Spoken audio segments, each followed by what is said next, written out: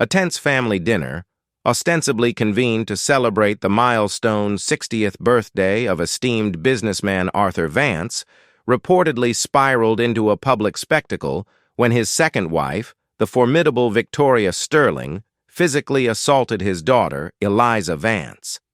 The incident occurred at a high-profile restaurant in the city's exclusive Pearl District. Sources confirm that Eliza Vance, now 34 but 29 at the time of the shocking event, is a successful figure in Metropolis City's demanding finance sector. Insiders reveal she deliberately maintained considerable distance from her paternal family unit, with reports indicating over a year had passed since her last visit to the family estate prior to the ill-fated celebration. The relationship between Eliza and her father, Arthur, has long been described by observers as strained, characterized by superficial pleasantries barely concealing deep-seated awkwardness. Communication was reportedly confined to perfunctory holiday greetings and the occasional perfunctory text message. Many trace this familial rift back to events following the tragic death of Eliza's mother from ovarian cancer when Eliza was a vulnerable 16 years old. The illness was protracted and grueling. Controversially, within that same year, Arthur Vance introduced Victoria Sterling, then a professional acquaintance and now a prominent interior design consultant, into the family home as his new companion.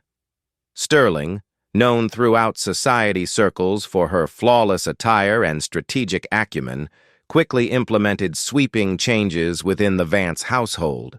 What began as subtle adjustments, reorganizing the kitchen, commissioning new paint schemes, rearranging valuable antiques, allegedly escalated into directing major life decisions for young Eliza, including her choice of university, academic focus, and even dictating standards for her personal presentation as a young woman. Close confidants state that Eliza initially attempted to establish a civil relationship with Sterling. However, these efforts were apparently met with disdain. Sterling frequently characterized Eliza to Arthur as difficult, prone to moods, and disrespectful, often adding that Eliza had been excessively indulged by her late mother. When Eliza defended herself, Sterling reportedly insisted to Arthur that the teenager required psychological intervention, claiming Eliza's method of grieving was abnormal. Critically, Arthur Vance consistently failed to support or defend his daughter during these exchanges. This lack of paternal backing ultimately led Eliza to secure a significant academic scholarship at a state university located a considerable distance, a documented 6-hour journey, from the family residence. She relocated to dormitory housing, effectively limiting further contact. For the subsequent years, Eliza immersed herself in her education and career, constructing an independent existence, while consciously avoiding deep reflection on her past. The decision to attend her father's 60th birthday dinner was presented as a reluctant gesture toward temporary family unity. The chosen venue was a notoriously trendy establishment in the Pearl District, celebrated for its craft cocktails and distinctive decor featuring walls cultivated with decorative moss. The Vance party commanded a large section of a private dining area, though the atmosphere was reportedly charged with unconcealed discomfort.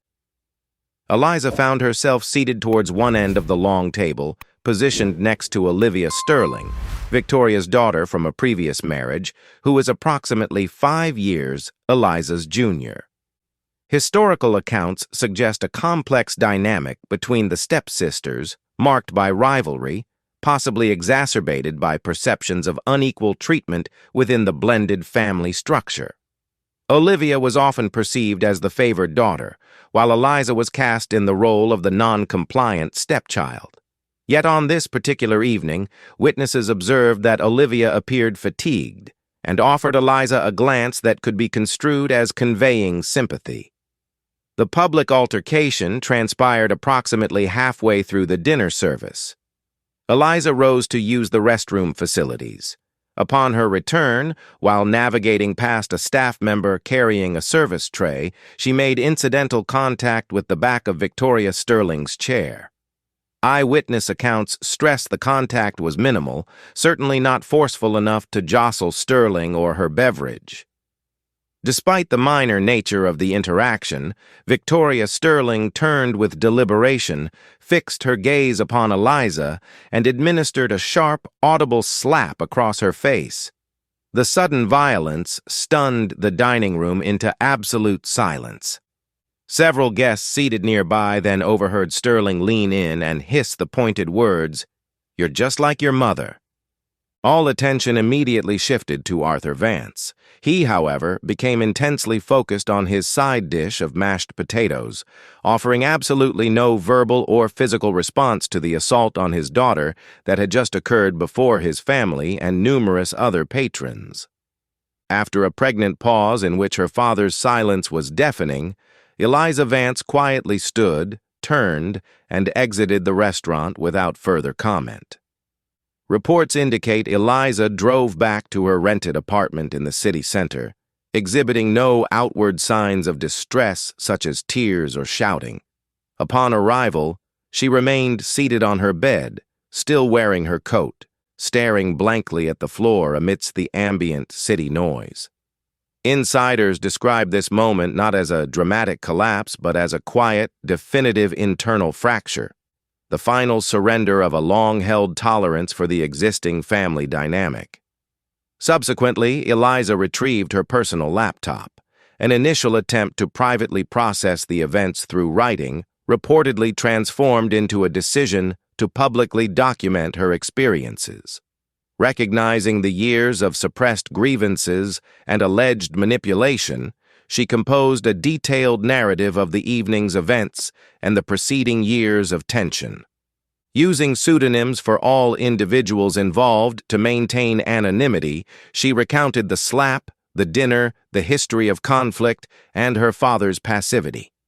This account was then submitted to a widely read online forum dedicated to discussions of challenging family dynamics, identified pseudonymously as Chronicles of Control. Eliza purportedly anticipated only a modest response, perhaps a few messages affirming her perspective. Instead, the anonymous post ignited significant online interest almost immediately. It rapidly accumulated thousands of reader interactions and generated hundreds of comments, signaling that the detailed account of the Vance family's dysfunction had resonated profoundly with a large digital audience. Following the public altercation, the anonymous online recounting of the incident, attributed to Eliza Vance, generated substantial public interest. Commenters overwhelmingly validated the account, describing the years of endured silence as a necessary survival mechanism.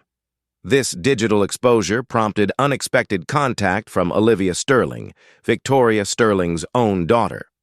A brief encrypted message reportedly stated, "Eliza, I read your post. I know it's you, and I believe everything. Can we talk?" A clandestine meeting was arranged for the following morning at a discreet cafe near Metropolis City's famed Powell's Booksellers. Eyewitnesses noted Olivia Sterling arrived appearing markedly different from her usual polished presentation, foregoing cosmetics and dressed in casual attire, suggesting significant distress. Sources close to the situation reveal Olivia confirmed long-held suspicions about her mother's controlling nature, admitting she had overheard incriminating conversations and felt isolated herself. The public slap, Olivia reportedly stated, was a breaking point for her as well, revealing Victoria's true character unequivocally. "I didn't fully understand what she was doing to you," Olivia allegedly confessed, adding, "But that night, she showed everyone who she really is." The stepsisters then reportedly collaborated on a plan, framing it not as retaliation, but as an operation to bring documented facts to light. Anticipating Arthur Vance and Victoria Sterling's return from the disastrous birthday dinner, Eliza and Olivia positioned themselves within the Vance family residence. Upon Arthur and Victoria's arrival, they discovered Eliza seated calmly in the main living area. Positioned prominently on the coffee table before her was a substantial file folder. Olivia Sterling stood nearby, indicating a united front. Inside the folder lay a curated collection of evidence. Printed screenshots of revealing text messages attributed to Victoria Sterling. Archived photographs, recovered from secure digital storage, depicting past incidents, including one showing Victoria aggressively confronting Eliza in the family kitchen, her finger pointed accusingly. Poignant letters penned by Eliza's late mother, discovered in a hidden jewelry box post-funeral, detailing her final thoughts and anxieties regarding Victoria's growing influence, and records suggesting Arthur Vance's relationship with Victoria Sterling commenced prior to his first wife's passing. The entire documented history was meticulously laid out. The atmosphere within the residence became palpably tense. Arthur Vance reportedly paused in the doorway, keys still in hand, observing the scene. Victoria Sterling entered moments later, mid-conversation, apparently providing Arthur with a fabricated account of the dinner incident. Her demeanor shifted instantly upon seeing Eliza and Olivia together. A heavy silence descended, distinct from the stunned quiet of the restaurant. This silence felt charged, suffocating. "What is this?" Arthur Vance inquired, slowly placing his keys on a nearby surface. Victoria's expression reportedly hardened into a mask of composure even before Arthur reached the coffee table to inspect the folder. Observers noted that while Victoria appeared characteristically unflappable, a flicker of intense calculation, strategizing her defense, was visible beneath the surface. Olivia Sterling broke the silence first, her voice reportedly lacking its usual steadiness, but remaining firm. "You need to see what's in that folder, Dad," she urged. Arthur Vance looked between his daughter and stepdaughter before directing his attention to the documents. He slowly sat and picked up the first page, a printed copy of the anonymized online post detailing the restaurant incident and the preceding years of alleged mistreatment. As Arthur read, his complexion visibly paled. His grip tightened on the edges of the paper. Victoria Sterling, arms crossed, maintained a posture of defiant dismissal.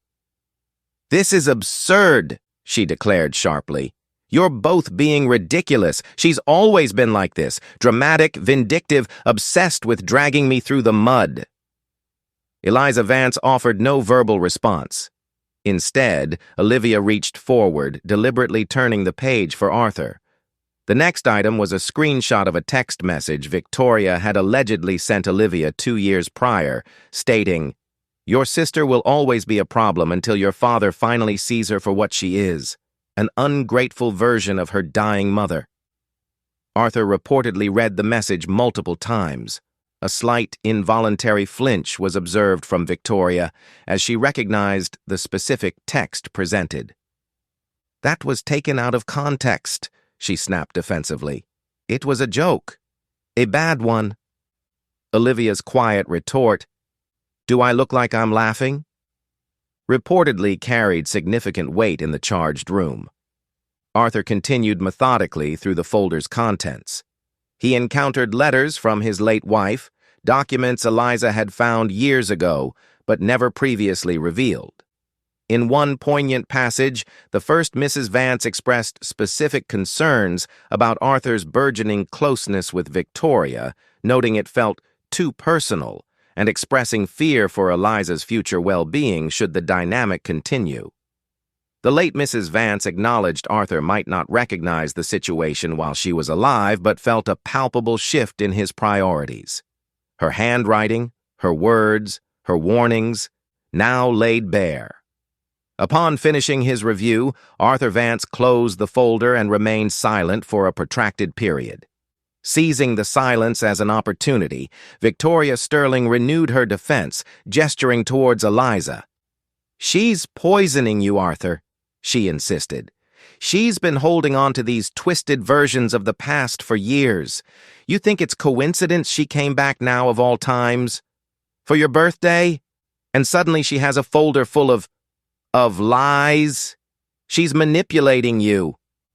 The confrontation hung heavy in the air, awaiting Arthur Vance's judgment.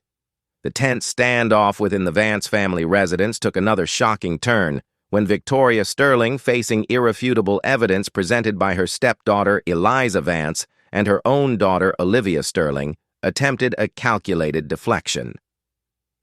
Sources inside the home report Victoria flatly denied striking Eliza, with Olivia immediately countering, "She didn't slap herself, Victoria." In a move widely interpreted as an attempt to regain control, Victoria Sterling reportedly rounded on her own daughter, Olivia. "You're just siding with her because you've always been jealous," Victoria accused. "You think I didn't notice how cold you've been lately?" Observers familiar with Sterling's methods recognized this sudden pivot from defense to offense, a strategy apparently employed previously to undermine Olivia's confidence and maintain familial allegiance. However, this time, the tactic failed. Olivia Sterling visibly stiffened, but held her ground. "That night," Olivia stated, referring to the restaurant incident, "was the first time I saw who you really are. The way you looked at her, the things you said. You slapped her in public and then acted like she deserved it." Olivia then turned her attention directly to her stepfather, Arthur Vance. "And you," she emphasized. "You just sat there like it was normal." Throughout this exchange, Arthur Vance remained silent, his expression described as distant, his jaw clenched. Finally, he rose from his seat. Avoiding eye contact with either Eliza or Olivia, he addressed Victoria directly. His voice, though soft, carried an unnerving calm. "You told me Eliza was exaggerating," he began. "That she was difficult. That she was trying to punish me for moving on." Victoria offered no reply. "She left because of you," Arthur Vance stated unequivocally. This direct accusation finally shattered Victoria Sterling's composure. "No!" she reportedly hissed, her voice laced with fury. "She left because she couldn't stand not being the center of your world anymore. She always hated me, from day one. You think I didn't feel it?" When Arthur quietly interjected, "She was 16, Victoria's expression twisted, seemingly viewing Arthur himself as the betrayer. "I gave everything to this family," Victoria declared vehemently. "You think I put up with your daughter's attitude, your spineless silences, and your depressive sulking for fun? I carried this house while you buried yourself in guilt for years, and now you're going to believe her over me?" Arthur Vance remained silent, offering no response to her tirade. After a tense pause, Victoria Sterling retrieved her handbag. "This is pathetic," she announced with finality. "I'm done here." She then exited the residence, slamming the front door forcefully behind her, the sound echoing through the suddenly hollow space.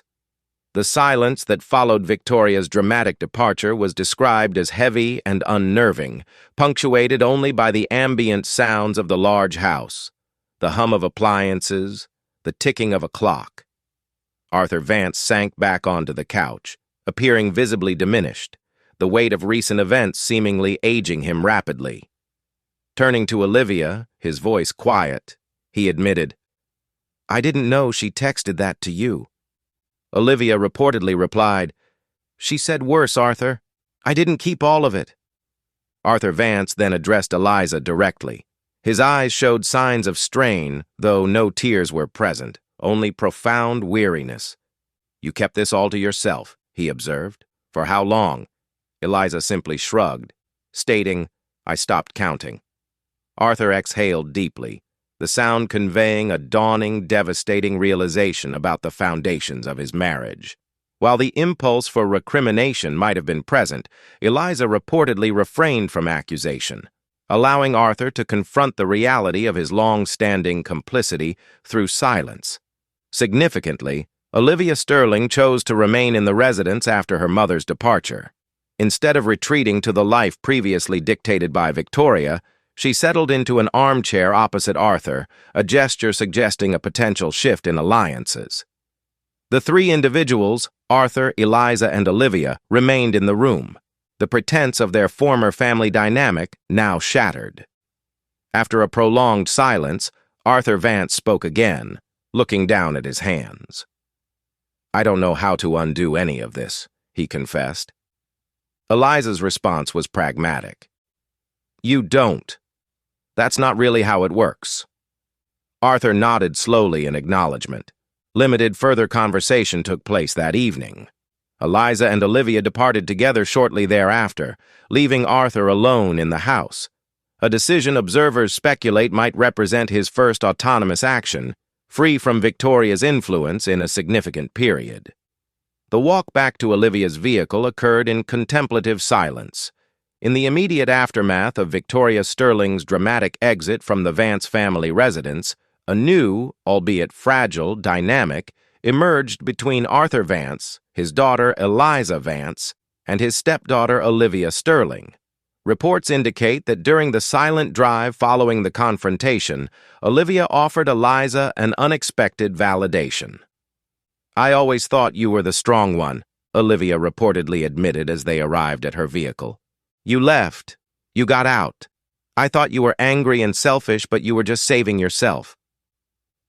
This acknowledgement marked a significant shift from their previously strained relationship, surprising Eliza, who had long been labeled the difficult one within the family structure. Eliza subsequently stayed at Olivia's modest apartment in the city's Buckman district for a period. This arrangement provided an environment starkly different from the opulent but tense Vance estate. Sources describe Olivia's apartment as cozy and personalized, adorned with framed quotes and vintage postcards, creating a sense of genuine warmth.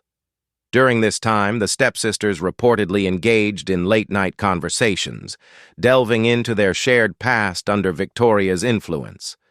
They discussed the differing experiences they endured, even while living under the same roof, and recognized how Victoria had allegedly manipulated them against each other. "She always made me feel like I was the reason things weren't working," Olivia confided. A sentiment Eliza acknowledged applied broadly within the family, particularly to their father.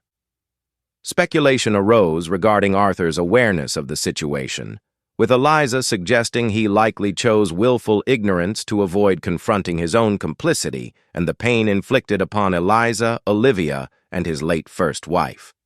In a moment of newfound solidarity, Olivia reportedly offered Eliza a comforting gesture, signifying their transition from rivals to shared survivors. The days following the confrontation were characterized by a quiet, yet emotionally complex atmosphere.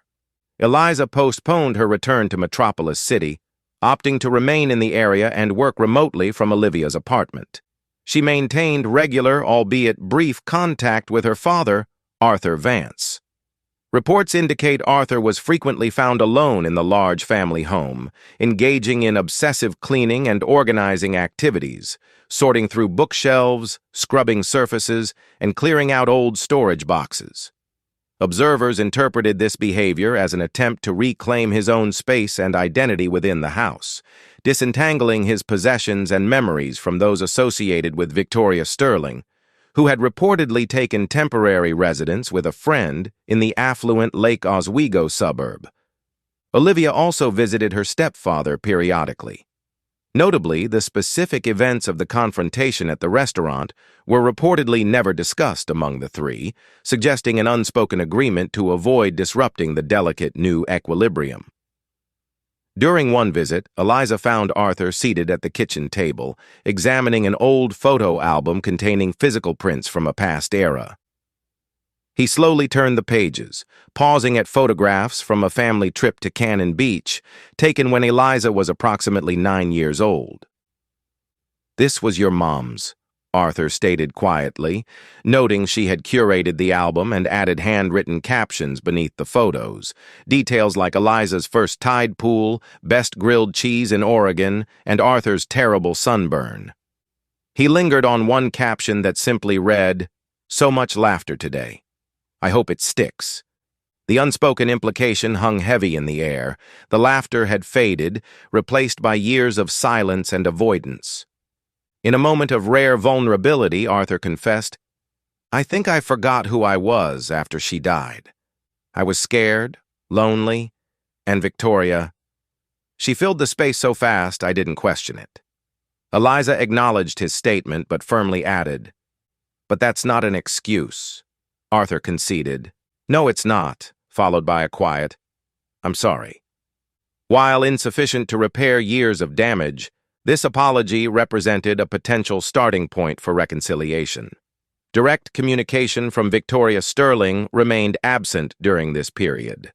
However, lingering apprehension existed that she was strategically planning her next move and potentially constructing an alternative narrative of events for external consumption.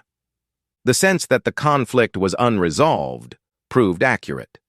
Approximately 1 week after the initial confrontation, as a semblance of normalcy began to return, formal correspondence arrived from Victoria Sterling's legal counsel.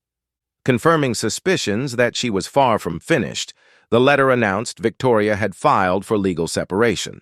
Simultaneously, she formally demanded substantial spousal support and asserted her claim to full ownership of the Vance family residence, the very house originally selected and significantly financed by Arthur's late first wife through her own inheritance.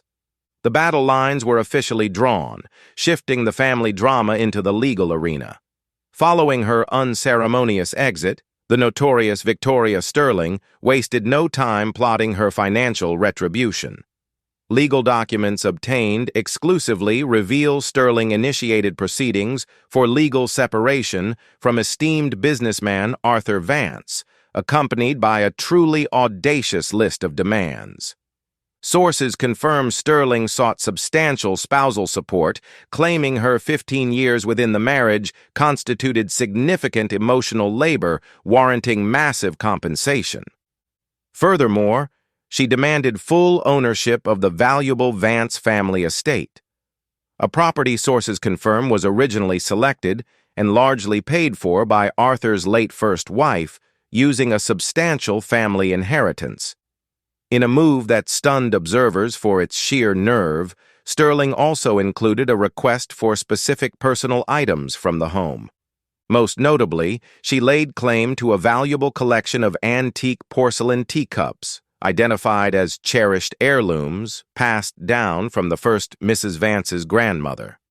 Sterling audaciously alleged in legal filings that the late Mrs. Vance had gifted these priceless items to her before her death.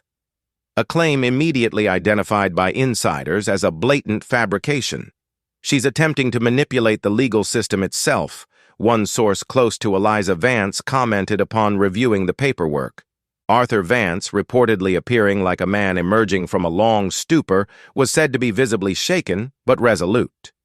Seeking formidable legal representation, Arthur and Eliza Vance retained the services of Samira Khan, a top metropolis city attorney renowned for her expertise in high-conflict divorces and her notoriously uncompromising approach. During the initial consultation, upon reviewing the extensive evidence compiled by Eliza and Olivia Sterling, including damning text messages, photographic proof, the late Mrs. Vance's letters, and the widely circulated anonymous online post detailing the restaurant assault, Khan reportedly declared with chilling confidence, "This isn't going to go the way she thinks." Khan's investigation swiftly uncovered critical facts overlooked by Sterling. Firstly, legal records confirmed Victoria Sterling had never been added to the deed of the family residence. Despite her apparent assumption of entitlement based on the marriage duration, the property was purchased by Arthur Vance prior to their union, and no legal steps were ever taken to transfer ownership interest to Sterling. The house remained solely Arthur's property, potentially subject to claims related to his first wife's estate. Secondly, the matter of the antique teacups was decisively settled by documentation discovered by Eliza Vance. An itemized list of valuables, prepared by the late Mrs. Vance before her passing, explicitly bequeathed the teacup collection to her daughter, Eliza, referred to by her childhood name Nora in the document, upon reaching the age of 30. Eliza Vance was 34 at the time of the dispute. The stage was set for a dramatic mediation session. Victoria Sterling arrived projecting an air of unwavering confidence, dressed impeccably. Her legal counsel, a junior associate appearing visibly uncomfortable, began shuffling notes as Samira Khan systematically presented her case. Khan methodically unveiled the devastating evidence. Confirmation of Arthur's sole property ownership, the explicit terms of the late Mrs. Vance's will regarding the heirlooms, authenticated copies of Sterling's manipulative text messages, and the full text of the online post detailing the assault, now accompanied by a formal statement from a consulted family therapist confirming the incident caused significant emotional distress and reactivated trauma for Eliza Vance. Witnesses described the transformation in Victoria Sterling's demeanor as dramatic. Her confident facade crumbled visibly as the weight of the evidence became undeniable. She attempted to speak, only to be silenced by a cautionary gesture from her own lawyer. Samira Khan then delivered the final blow. "We are prepared to resolve this matter discreetly," Khan stated calmly, "provided Ms. Sterling walks away with absolutely nothing. No claim to the house, none of the items listed in the will, and zero spousal support." The alternative presented was stark. Should she decline, we are fully prepared to file counterclaims for emotional distress, wrongful interference with estate assets, and intentional infliction of severe emotional distress. Furthermore, Khan added pointedly, "We will ensure these text messages and the details of her conduct are shared with relevant family members and mutual acquaintances. The choice is hers." Cornered and publicly exposed, Victoria Sterling sat frozen, her hands reportedly clenched tightly in her lap. After a tense silence during which Arthur Vance refused to meet her gaze, she gave a single, curt nod. Her eyes, sources say, burned with impotent fury. The battle was over. Sterling left with nothing. The ensuing months marked a period of quiet rebuilding for the Vance family. Arthur Vance voluntarily began attending therapy sessions and initiated regular, meaningful contact with Eliza, often sharing previously unspoken memories of his late wife. Eliza and Olivia Sterling forged a genuine bond, sharing experiences and supporting each other in ways impossible during their childhood. They retrieved the disputed antique teacups from storage, their delicate beauty serving as a tangible link to their family history, each piece bearing the initials of Eliza's mother, Victoria Sterling, stripped of her influence and financial claims, reportedly faded into relative obscurity, relocating to a modest condominium. Attempts to rehabilitate her image among former social contacts were largely unsuccessful as the documented truth of her actions had become too widely known. The silence surrounding her was no longer one she commanded, but one of isolation. In a final act solidifying the shift in family dynamics, Arthur Vance legally transferred 50% ownership of the family home to Eliza Vance. "It's what your mother would have wanted," he reportedly stated. "It's what I should have done years ago." The resolution wasn't marked by overt celebration, but by the quiet satisfaction of truth prevailing. The intricate web of deceit spun by Victoria Sterling over years had been dismantled, not through vengeful acts, but through the steadfast presentation of facts. For Eliza Vance, the ultimate victory was living authentically in the home her mother cherished, her name secured on the deed, her stepsister welcomed as family, and her rightful inheritance finally in her hands, irrefutable proof that Victoria Sterling's reign of manipulation was definitively over.